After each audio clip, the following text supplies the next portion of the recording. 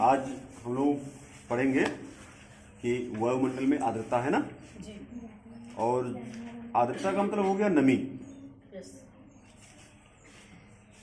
नमी किस तरीके से पृथ्वी के सतह की तरफ बढ़ती है ना। जब पानी को हम गर्म करते हैं, जल को जब हम गर्म करते हैं तो वाष्प के रूप में ऊपर की तरफ उठता है। क्यों? क्योंकि गैस हल्का होता है ना, जी। गैस हल्का हो जाता है। मतलब पानी जब गर्म होता है तो जो वाष्प होता है वो हल्का होने के कारण गर्म होकर वो ऊपर की तरफ उठता है, लेकिन वो हमारे इसी हवा में फैला होता है।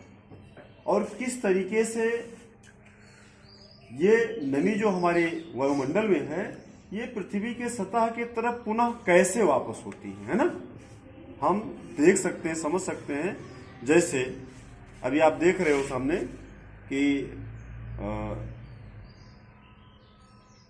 किस तरीके से एक प्रयोग के द्वारा हम लोग समझ रहे हैं कि एक पानी की जो बूंद होती है, पानी को बूंद में एक परिवर्तित करके एक बैलून की तरह उसको हम फुलाते हैं और देखते हैं कि पानी वो संघनित होता है, लेकिन उसके बीच में हवा भरी हुई है ना, उसके बीच में हवा भरी हुई है। लेकिन फूटने के बाद जब तक वो पानी मतलब उस पे चारों तरफ पानी से घिरा हुआ है हवा, गैस, तब तक वो बैलून की तरह, गुब्बारे की तरह फुला हुआ है। लेकिन जैसे उसमें से गैस निकल जा रही है, मतलब हवा निकल जा रही है, तो ऐसे वो क्या होता है, जितना भी पानी है क्या होता है, संघनित हो जाते हैं। संघनित मतलब होता है इकट्ठा हो जाते हैं ना, संघनित हो जाते हैं। देखिए ये भी बैलून की तरह फूल रहा है ना, बड़ा हो रहा है, लेकिन इसके बीच में हवा भरा जा रहा है, हवा। और जैसे वो फूटेगा, देखिए वो नीचे की तरफ गया ना। जैसे बैलून क्या होता है, जैसे अब बैलून फूलता है और हवा में उड़ता है तो किस तरफ जाता है, नीचे की तरफ ना। क्यों?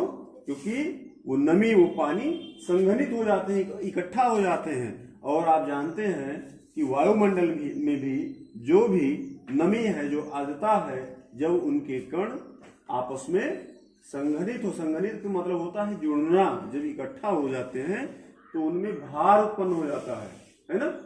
जब एक कण उसके होंगे तो हल्के होंगे तो हवा में धीरे धीरे तैरते रहते हैं।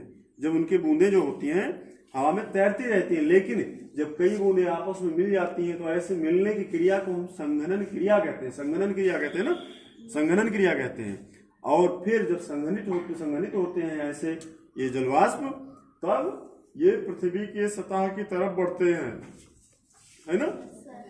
ये पृथ्वी के सतह की तरफ बढ़ते हैं और हम इनको शीतलहर, मतलब शीत, या जब मौसम ठंडा होता है तो कोहरा के रूप में समझ सकते हैं, हम कोहरा के रूप में समझ सकते हैं। या सुबह के समय आप जाते हो, या दिन में आप जाते हो, दोपहर में जाते हो, तो खेतों में या जो घास फूस पे पगडंडियों पे लगे होते हैं, क्या उस पे क्या होता है, सूखा होता है, गीला होता है। दोपहर के समय में सूखा होता है ना, लेकिन जब सुबह के समय में आप जाते हो अर्ली मॉर्निंग में, तब गीला होता है ना। तो पानी कहाँ से आता है, वायुमंडल, है ना।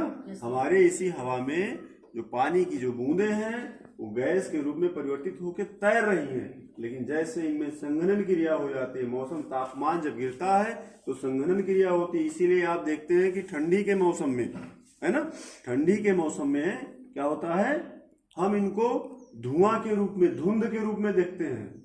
दिखाई पड़ता है ना हमको कि कोहरा गिर रहा है, मतलब वो क्या है, वही जलवाष्प है जो कभी गर्म होकर ऊपर की तरफ उठता था, लेकिन जब मौसम या तापमान जब घटता है, तापमान जब गिरता है, ठंडा होता है मौसम, तो वही जलवाष्प आपस में चिपक जाते हैं, उनमें भार आ जाता है और वो ऊपर की तरफ न उड़ने में सक्षम नहीं होते हैं।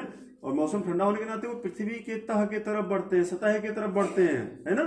क्षोभ मंडल जो पृथ्वी के सतह से जुड़ा हुआ मंडल है उसको हम क्षोभ मंडल कहते हैं, और उस तरफ वो नीचे की तरफ बढ़ता है।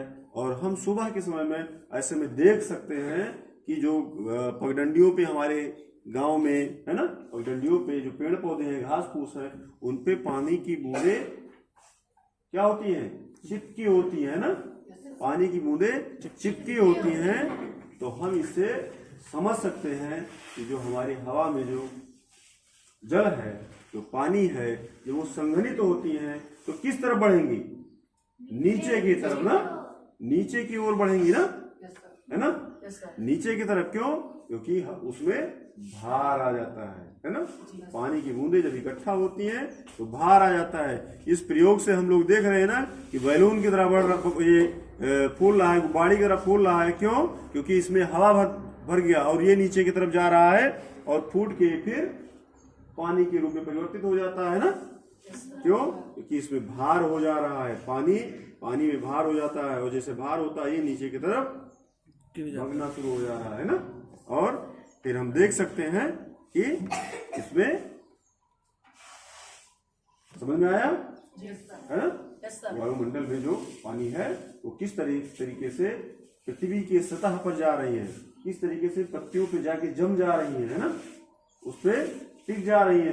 वो भी सुबह के समय। क्यों? क्योंकि रात का जो तापमान होता है वो क्या होता है? कम हो जाता है ना। रात का जो तापमान होता है वो कम हो जाता है। क्यों? क्योंकि सूर्यास्त का समय होता है तो हमारे यहाँ सूर्य का प्रकाश नहीं पड़ता है और मौसम ठंडा हो जाता है ना। और ठंडा होने के बाद आर्द्रता बढ़ जाती है और जैसे आर्द्रता बढ़ेगी, नमी बढ़ेगी, वो पृथ्वी की सतह पे गिरना शुरू हो जाते हैं, है ना। इस तरीके से हम लोग समझ सकते हैं कि जो जल है उसमें भार बढ़ने के बाद उस पृथ्वी की सतह की तरफ बढ़ता है ना। ठीक है।